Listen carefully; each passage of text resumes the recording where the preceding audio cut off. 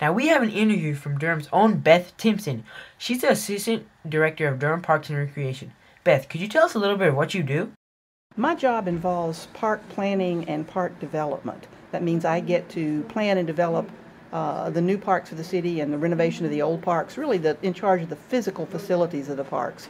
So I also have under me park maintenance and some outdoor recreation and management of the city lakes. How do you decide where to create a new park? The goal is to get people and parks in proximity to each other and to have a good distribution of the parks around the city. So we look at two things really. We look at where the population growth is now and where the population growth is likely to be. And then the second thing is where the parks are now and then where the parks need to be. So we look at things like the census data and the projections of where residential growth is going to be happening. And then we look at where the existing parks are and what the level of service is. For instance, people need to be closer to a playground because little kids use it and they don't have transportation. But you can be further from a soccer field because people tend to drive in as a team. So we look at all of these factors and then see where the gaps are in the current service. Where does the money come from to create these parks? Actually come from to create these parks? Okay. So parks are really kind of expensive, a new park is. The two new parks that we built recently in Durham, one on Bethesda Road, one on Old Chapel Hill Road, both cost about $5 million. Because we had to buy the land to put in infrastructure like water, sewer, roads, and then only then can we start with the facilities. So the city has two sources of funding. It has operations money, which is our day-to-day, pay the salaries, pay the water bills, pay the light bill money.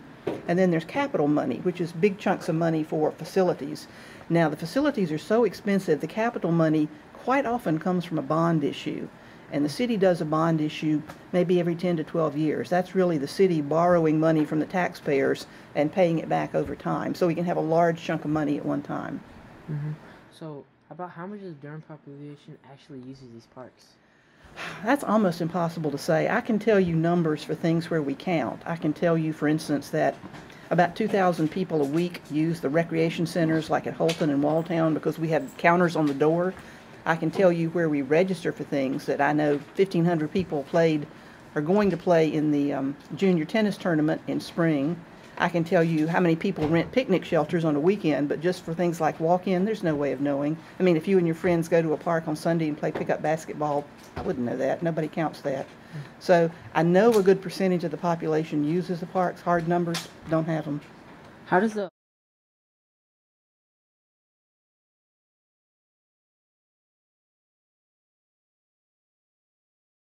It's pretty good. We measure ourselves frequently against what we call our benchmark cities, and some of those are Winston, Greensboro, Raleigh, and we're about in the middle. We have, for instance, we have more dog parks than some cities, but we have fewer soccer fields.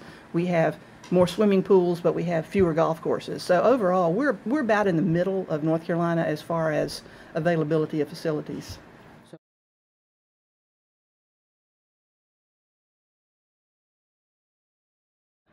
I think most of the cities in North Carolina have very similar health issues. You know, I mean, we have a population that's getting less healthy according to most of the World Health Organizations, but because people don't exercise very much, I think we're about the same as our comparable cities. You know, you may find a city in California that's full of athletes that's healthier than we are, but most Americans are not terribly healthy.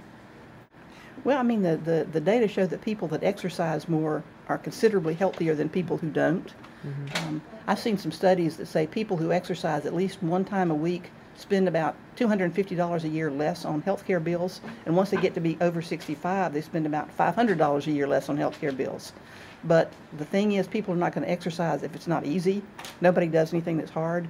So the goal is to try to put something that people want near where they are, and that's what we're trying to do. We're working on a new master plan to try to find out more what people want. Okay, so do you guys like go around and do surveys, or how would you figure that out? We have done a survey.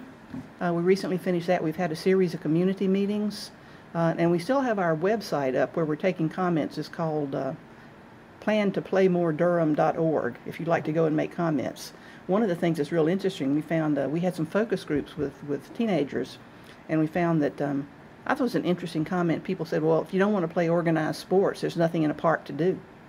Mm-hmm. And so what they're saying is we want climbing walls, We want BMX tracks. We want more skateboard parks. We want something that involves some risk and some fun. I mean, but not everybody would go to that. Like, No. It would only involve like a certain type of people. That's true, but if you got organized sports, you got trails for biking and walking, you have some kind of adventure extreme sports, you have kayaking, canoeing out on the lakes, you're going to hit a lot of the population. See, earlier this year, I did a project about this kind of things, and I think they sent it to your people. They may have. So it was I came up with the idea. Didn't choose it though, but it was like have all these like different things into one place, like make a big area, or like you could combine all these places together in one place. Well, I mean, and that's a good idea, and we're trying to get places where people can come more, and sort of the whole family can come, and you know, some can do this and some can do that. The trouble is, it takes a lot of land to do that. I mean, even one ball field takes 3 acres, and then you start adding the parking, and then you start adding the restrooms, and it gets, I don't know that we have that much space anywhere in Durham to put one. Just realize there'd just be one area, but then if we did everything in one area, then people have to drive there and wouldn't actually be near people's houses, like you said earlier. Well, but a lot of people would do that. It's just that a lot of people wouldn't be able to. People don't have transportation, or I know another thing that the young people told me we talked to said the #1 reason they don't use facilities in Durham is because they don't have a way to get to them. So if you don't have a car, or if you don't have a license, you're in trouble. So what could we do to make Durham a healthier community? Well, I said the best thing we're doing is trying to put facilities close to where people want them, to try to find the things that people want to do so they'll go, and then to try to make the connections better. We're working on greenway trails, sidewalks. We're talking about trying to do if we could pull this off, a free bus pass. Free bus pass? Yeah, so, you know, if you bought a Durham Playmore card, which lets you in any of our facilities, that would also count as a free ticket on the bus. So we could solve the transportation problem. That would solve a lot of things. Get people to these sites, they might use them more.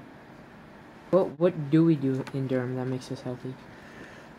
We have a special Playmore card for health wellness programs because we have fitness centers in several of our recreation facilities.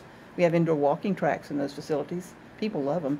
We're doing what we call a Healthy Mile program, where we outline a safe 1-mile walk around some of the parks and rec centers, and our staff meets people, like particularly senior citizens, during the week and takes this walk with them. So we're trying to come up with programs that are targeted towards making people have fun doing healthy things. Have you thought about exploiting these programs, like putting them on TV or anything, or ads? Don't have any money for television ads. What about the UNC TV? Isn't that a little cheaper? Well, we put stuff on DTV8, which is the city's television station, but I don't know how many people watch that. Oh. Yeah. Do you ever watch it? I don't even have time to watch TV anymore. There you go. Not many people watch it. So, but yeah, marketing is a problem. We have found that to be a real problem when we go to these community meetings and people say, "I'd love to have a kayaking course," and I say, "Well, we have one of those." We do? Yes. And one person said, "Well, I'd love to have an indoor pool," and I said, "Well, we have 2 of those." And somebody says, "Well, gee, I'd love to do rock climbing." I said, "We have a program in that." People don't know that we have these things. Don't they all cost money? They do, but very little. I mean, like